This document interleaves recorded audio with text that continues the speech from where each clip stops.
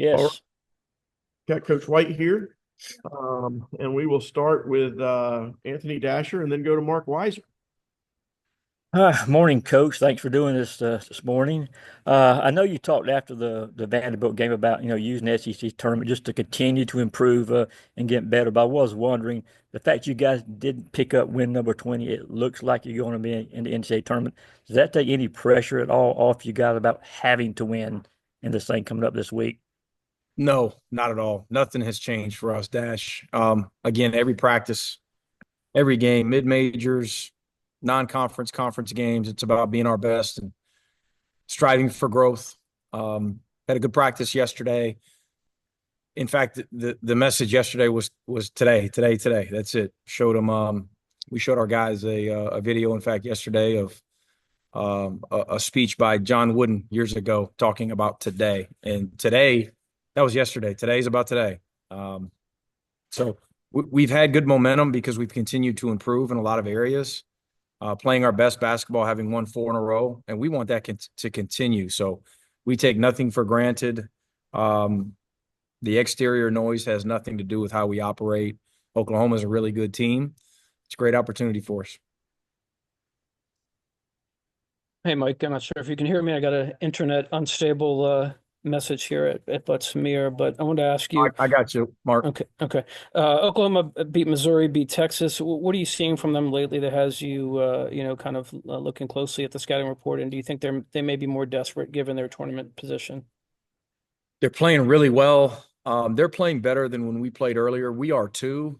They're playing a little bit differently. Fears is in an unbelievable rhythm, and so is Silas. It's funny that coincidentally both point guards are playing, in a different gear than they were a couple months ago. They had to play smaller.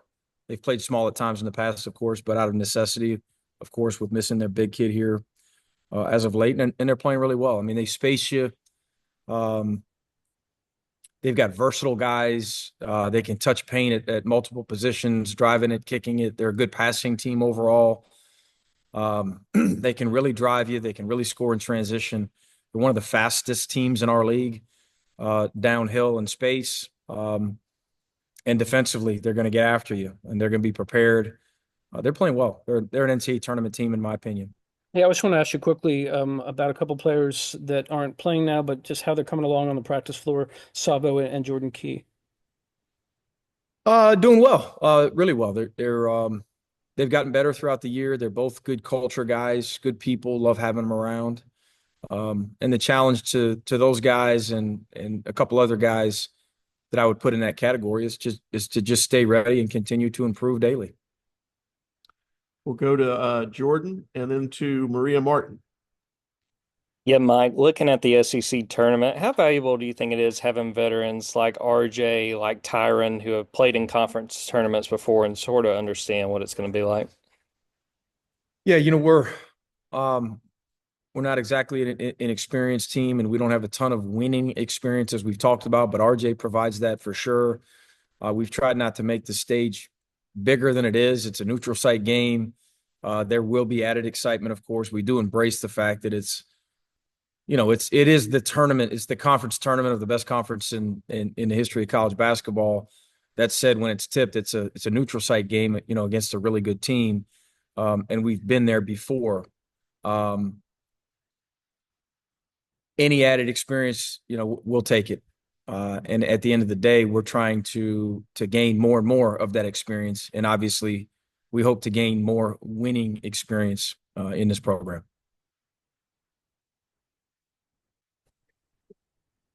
Hey, Mike, good morning. Can you hear me? Yep. So going back to the John Wooden speech that you guys decided to play yesterday, whose idea was that and how was it received? That was my idea. We do something. We try to be creative every Monday and show our guys something that's coming from a different outlet, a different resource other than our staff. They hear from us a lot, and we just happened to stumble upon that one probably late last week, maybe early weekend, where I thought that might resonate with all of the noise going on. just circling back to the first couple of questions, the obvious, what the big picture stuff, the postseason stuff, with all that stuff going on and our young people hearing about it probably nonstop. I wanted to send our guys and just simply talk about today. And that's what's gotten us to this point. That's what's got us to 20 wins with the big wins that we've had. That's what's got us playing well late in the season, is just focusing on what we can control, focusing on today's effort, being focused, in general, where our feet are. And our guys, I'm not even sure that they needed it. We had a good one yesterday. We might have had one anyway, but it was a swing by me regardless. And then you've talked so much throughout the year just about how tough SEC play has been. Heading into the tournament, what do you feel like your guys have done well in SEC play that you want them to kind of resonate in Nashville? Yeah, same deal. Just be incredibly resilient, respond to adversities throughout the game. It's coming. Oklahoma's really good. We're going to have to play really well. We know that. Being in the moment, that's it. One round at a time, one possession at a time, trying to get great shots, trying to get stops, while focusing overall on the fact that, our biggest deficiency at times has been our live ball turnovers, our offensive steal percentage. We've got to continue to focus on that area. And defensively, we've got to defend the glass, and the attention to detail, the focus with regard to the scouting report with their personnel. They've got very different pieces, has all got to be on point. And I expect it to be. I expect us to play well, and we'll see where that leads us. Thank you. Yep, thank you. Go to Jack Leo and then Victor Prieto. Hey, Mike, I remember you talking kind of at the top about this, about keeping that intensity high. It's the same kind of week as it's always been, not letting off the gas. I know that Silas is a really vocal leader for y'all. What has it looked like for him this week specifically, out there on the court, just as you're keeping that intensity up? Same deal with Silas. He's been great, ultra consistent, playing as well as just about any guard in our league. He's growing every day. He's grown as a player, of course, made a big jump statistically, with usage, with confidence, all those things that we all see that, but he's also made a big jump with putting his stamp on this team and on this program, with regard to being an extension of us. And he's growing and growing in that area.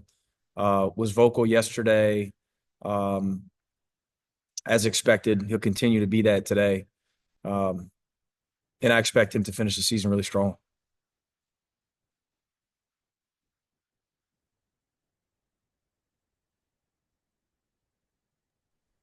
Question Hey, from Coach, you hear Victor.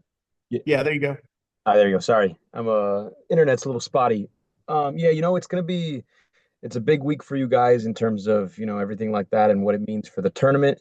Just overall, what's your goal going into this one, and what do you hope to get out of it? To play really well, to have a great practice today, to play really well tomorrow. Tomorrow night late, against a good Oklahoma team, to get off to a good start.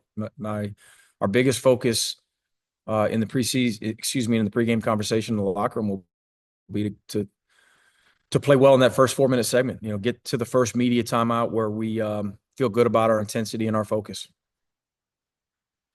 And we'll wrap up with Hank Tatum. Coach, you talked about Jeremiah Fierce earlier. In the first matchup, you were able to conceal him. What allowed you to succeed in that first matchup? And then going into tomorrow night, has the game plan changed at all for him? He's a freshman, like all freshmen in our league, that's had some pedestrian games, and because of his talent, he's also had some big time games, and he's having more of them as of late. He's grown, in his production throughout this season.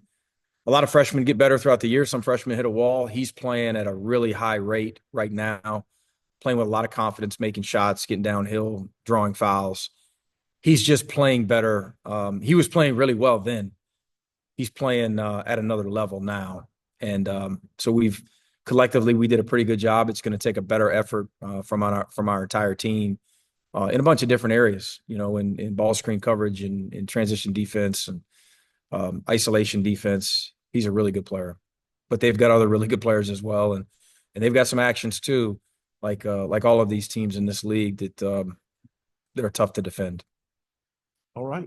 So I just want to ask, there's a lot of debate over, whether it's easier or harder to get into a rhythm in a tournament setting like this, given it's, maximum of 5 games in 5 days if you advance that far. But I know Right. the focus will have to be on one game at a time, but how are you guys trying to maybe prepare for, physically and mentally for maybe playing games on multiple days in a row?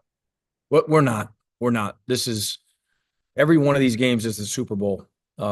Buffalo at home was the Super Bowl for us. Yesterday's practice was. It's about Oklahoma. That's it. I think you can fall into a rhythm if you find success on a court and you play on that court the day after or a couple days after, but we can't worry about any of that. We've got our hands full with Oklahoma.